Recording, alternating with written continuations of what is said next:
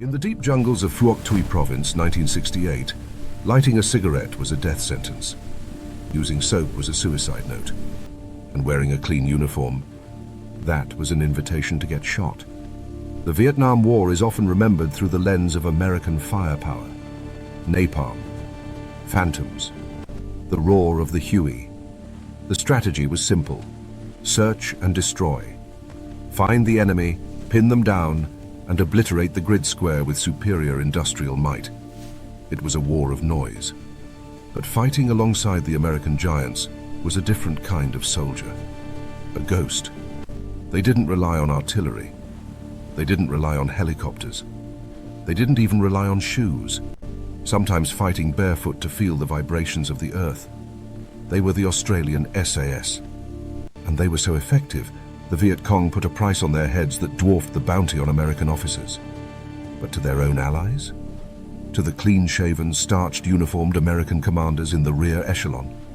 These men were a disgrace. They were bums. They were ragbags. This is the story of why US troops initially refused to sit next to the Australian SAS, and why, by the end of the war, the Green Berets were begging to learn their secrets. To understand the friction between these two allies, we have to look at where they came from. It wasn't just a clash of personalities, it was a clash of history. The United States military entered Vietnam with the legacy of World War II. They were the masters of logistics. They believed that no enemy could withstand the full weight of American industrial power. Their doctrine was built on firepower mobility. If you take fire, you don't just shoot back. You call in air support, you call in artillery, you flatten the jungle. It was a strategy designed to save American lives by spending ammunition instead of blood. The Australians, however, had a completely different education. Before Vietnam, they had spent years fighting the Malayan Emergency. This wasn't a war of front lines. It was a war of hunting communist insurgents in dense rainforests. The British and Australian SAS learned that in the jungle, you are not the hunter, you are the hunted. The Australians developed a doctrine called counter-revolutionary warfare. It prioritized patience over power, stealth over speed. While a US infantry battalion might sweep through a jungle making enough noise to scare away every tiger in Vietnam, an Australian SAS patrol of 5 men would move through the same jungle without breaking a single twig.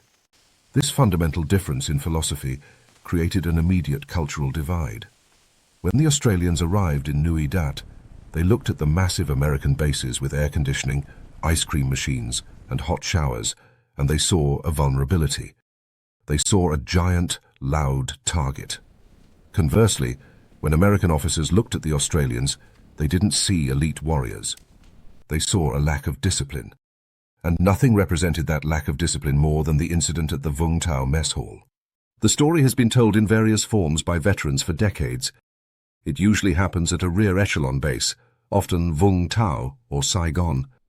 These were safe zones, places where officers wore polished boots and starched fatigues, places where the war felt far away. An Australian SAS patrol, fresh off a 3-week deep recce mission, enters the perimeter. They haven't slept in a bed in 20 days. They haven't showered. They are caked in red dust, dried sweat and leech bites. They are hungry. They head straight for the mess hall. As they enter, the noise in the cafeteria drops. Heads turn. American MPs, military police, step forward to block their path. The charge? Improper uniform. To the American rearguard, these men were insulting the dignity of the military. They looked like vagrants. But the rejection wasn't just about how they looked. It was about how they smelled. The stench of an SAS patrol was legendary. It was a mix of rotting vegetation, stale sweat, gun oil, and something else, something intentional. You see, the Australians had realized something that the Americans, with their endless supply of soap and toiletries, had missed. The Vietnamese jungle is humid. Scent travels. If you wash with Lifebuoy soap, or use American toothpaste, or wash your clothes in detergent, you smell like a chemical factory to a Viet Cong soldier who has lived his whole life in the bamboo. A Viet Cong sentry could smell a standard US infantry platoon 500 yards away. Stay alert, keep moving. Copy that. This heat is rough. Path looks clear. Watch the flanks. They smelled like America.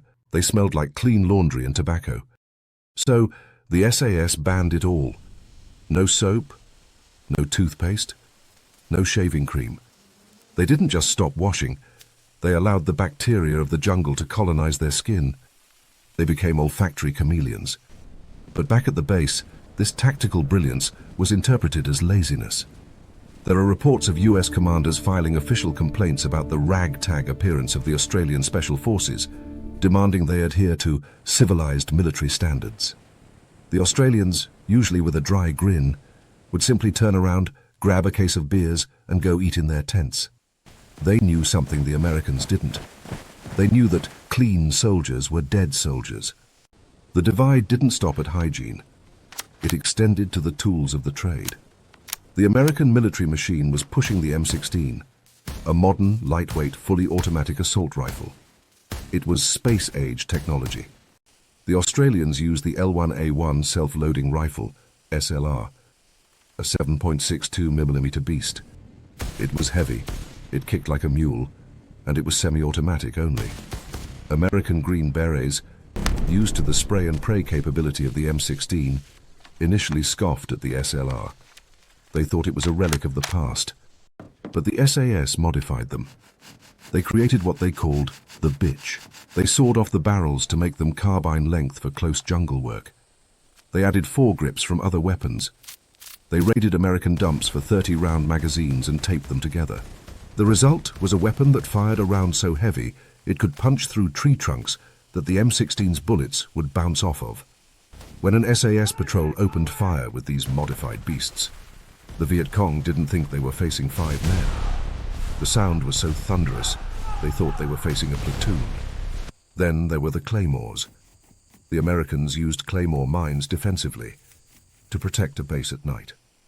The Australians used them offensively. They would set up complex ambushes, wait for an enemy patrol to walk into the kill zone, and initiate the fight with a wall of ball bearings. This was the core of the friction.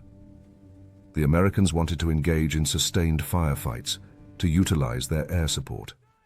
The Australians wanted the fight to be over before the enemy even knew it had started. An SAS contact often lasted less than 60 seconds. Initiate, eliminate, vanish. By the time US helicopters arrived to help, the Australians were already gone, fading back into the green. It wasn't just the enlisted men who clashed. The officers were fighting a war of egos. American commanders, under immense pressure from Washington to produce body counts, often demanded that the Australian task force be more aggressive. There are recorded instances of US generals flying into the Australian base at Nui Dat and demanding to know why the Australians weren't sweeping the area with battalion-sized forces. They called the Australians passive. They accused them of avoiding the fight. The Australians pushed back.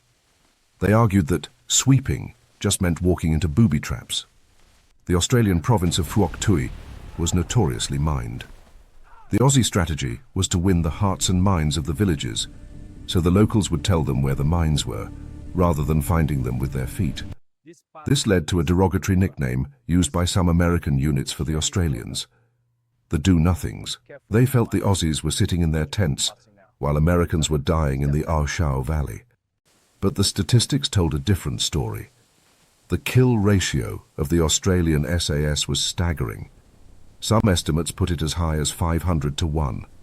They were killing more enemy commanders and gathering more high-level intelligence per soldier than almost any other unit in Vietnam. They weren't doing nothing, they were just doing it without the fireworks. The ultimate judge of a soldier is not his ally, but his enemy. And while the Americans were banning the SAS from mess halls, the Viet Cong were terrified of them. Captured North Vietnamese diaries and interrogation reports revealed a deep psychological fear of the Australians.